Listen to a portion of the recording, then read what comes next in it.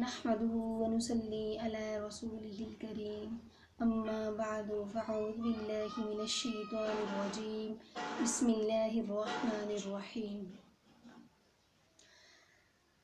رمضان المبارک ایک بہت ہی بابرکت اور مقدس مہینہ ہے۔ ہمیں اپنی دنیا اور آخرت کو سنوارنے کے لیے اس مقدس اور بابرکت مہینے کے ایک ایک لمحے سے فائدہ اٹھانا چاہیے، اور اگر ہم چاہتے ہیں کہ رمضان المبارک کے ایک ایک لمحے سے فائدہ اٹھائیں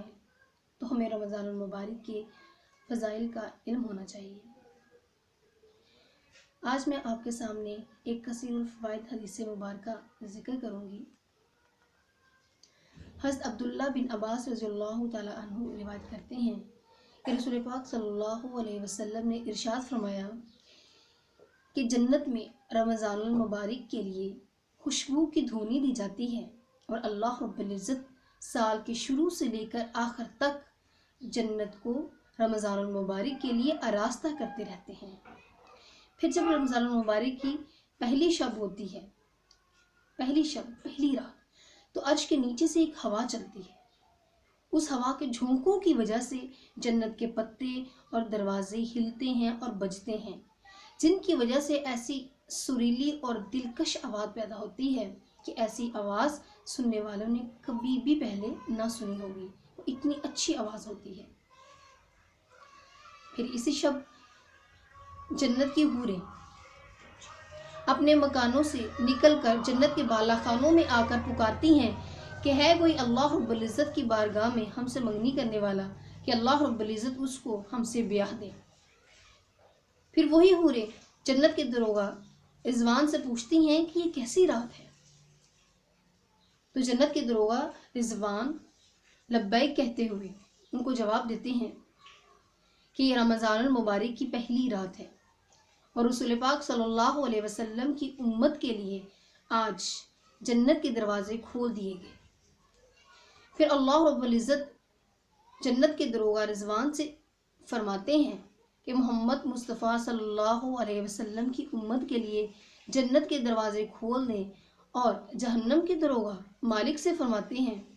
کہ آج محمد مصطفیٰ صلی اللہ علیہ وسلم کی امت کے لیے جہنم کے دروازے بند کر دیں۔ اسی طرح سے حضرت جبرائیل علیہ السلام کو حکم ہوتا ہے کہ تم زمین پر جاؤ اور زمین پر جتنے بھی سرکش شیاطین ہیں ان سب کو قید کر دو، ان کے گلے میں توق ڈال دو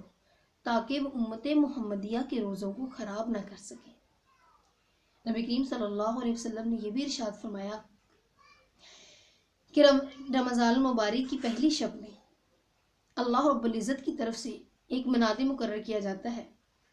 جو اعلان کرتا ہے کہ ہے کوئی مانگنے والا جس کو عطا کیا جائے، ہے کوئی مغفرت طلب کرنے والا کہ اس کی مغفرت قبول کی جائے، اور ہے ایسا جو چاہتا ہے کہ توبہ کرے اور اس کی توبہ کو قبول کیا جائے۔ پھر فرمایا جاتا ہے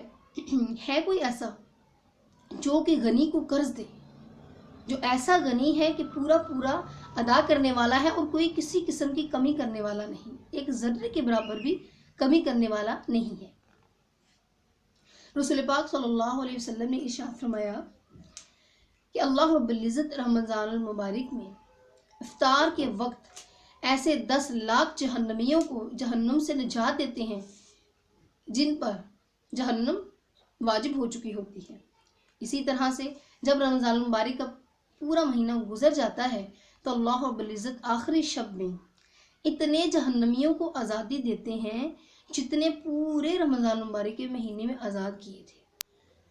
اور جس رات شب قدر ہوتی ہے اللہ تعالیٰ حضرت جبرائیل علیہ السلام کو حکم دیتے ہیں کہ فرشتوں کے ایک بڑے لشکر کے ساتھ زمین پر اترتے ہیں اور ان کے ہاتھ میں سبز جھنڈا ہوتا ہے۔ حضرت جبرائیل علیہ السلام کے 100 پر ہیں، جن میں سے 2 ایسے ہیں جن کو حضرت جبرائیل علیہ السلام شب قدر میں ہی کھولتے ہیں اور مشرق سے مغرب تک پھیلا دیتے ہیں۔ اس کے بعد فرشتوں کو تقاضا کرتے ہیں کہ دیکھیں محمد مصطفیٰ صلی اللہ علیہ وسلم کی امت میں سے آج کے دن، آج کی رات جو لوگ بیٹھے ہیں، کھڑے ہیں، جس حالت میں بھی عبادت کر رہے ہیں، ذکر کر رہے ہیں، نماز پڑھ رہے ہیں، ان کی دعاؤں پر آمین کہا جائے اور ان کے ساتھ ہاتھ ملایا جائے۔ پھر صبح تک یہی حالت رہتی ہے۔ جب صبح ہو جاتی ہے تو جبرائیل علیہ السلام فرشتوں کو آواز دیتے ہیں کہ اے فرشتوں کی جماعت چلو، اب یہاں سے کوچ کرو، جس پر فرشتے جبرائیل علیہ السلام سے پوچھتے ہیں کہ اللہ رب العزت نے امت محمدیہ کی دعاؤں اور حاجتوں کے بارے میں کیا فیصلہ فرمایا، تو جس پر وہ کہتے ہیں کہ اللہ رب العزت نے ان پر توجہ فرمائی اور ان کی دعاؤں کو قبول کیا سوائے 4 شخصوں کے۔ صحابہ کرام نے پوچھا یا رسول اللہ صلی اللہ علیہ وسلم وہ 4 شخص کون سے ہیں؟ تو آپ صلی اللہ علیہ وسلم نے ارشاد فرمایا ان میں سے ایک والدین کا نافرمان، اور دوسرے نمبر پر شراب کا عادی، تیسرے نمبر پر کینہ رکھنے والا، اور چوتھے نمبر پر قطع تعلقی کرنے والا یعنی رشتوں کو توڑنے والا شامل ہے۔ پھر جب عید الفطر کی رات ہوتی ہے تو اس رات کو آسمانوں پر لیلۃ الجائزہ یعنی انعام کی رات کے طور پر پکارا جاتا ہے۔ جب عید الفطر کی صبح ہو جاتی ہے تو اللہ رب العزت فرشتوں کو بھیج دیتے ہیں مختلف شہروں پہ، مختلف جگہوں پہ، اور پھیلا دیتے ہیں، وہ مختلف کونوں پر کھڑے ہو جاتے ہیں اور وہاں کھڑے ہو کر پکارتے ہیں، ایسی آواز کے ساتھ پکارتے ہیں جس کی آواز کو انسان اور جنات کے علاوہ تمام مخلوق سنتی ہے۔ وہ کہتے کیا ہیں؟ وہ فرشتے کہتے ہیں کہ امت محمدیہ اللہ رب العزت کی بارگاہ کی طرف چلو، جو کہ بڑی سے بڑی غلطی کو بھی معاف کر دینے والا ہے اور بہت زیادہ عطا کرنے والا ہے۔ پھر جب مسلمان عید الفطر کی نماز کے لیے جاتے ہیں تو اللہ رب العزت فرشتوں کو کہتے ہیں کہ کیا بدلہ ہے اس مزدور کا جو کہ اپنی مزدوری پوری کر چکا ہو؟ تو فرشتے عرض کرتے ہیں کہ یا رب العالمین اس کو اس کی مزدوری پوری دے دینی چاہیے۔ اس پر اللہ رب العزت ارشاد فرماتے ہیں کہ اے فرشتوں میں تمہیں گواہ بناتا ہوں کہ میں نے ان کو یعنی امت محمدیہ کو روزوں اور تراویح کے بدلے میں اپنی رضا اور مغفرت عطا فرما دی، اور بندوں سے خطاب فرما کر ارشاد کرتے ہیں کہ اے میرے بندو مجھ سے مانگو، میری عزت اور میرے جلال کی قسم آج تم آخرت کے بارے میں مجھ سے جو بھی سوال کرو گے اس سوال کو پورا کیا جائے گا، اور جو کچھ اپنی دنیا کے بارے میں طلب کرو گے اس میں تمہارا فائدہ دیکھا جائے گا۔ اسی طرح سے اللہ رب العزت ارشاد فرماتے ہیں کہ میری عزت اور میرے جلال کی قسم جب تک تم میرا خیال رکھو گے میں تمہاری خطاؤں پر پردہ ڈالتا رہوں گا،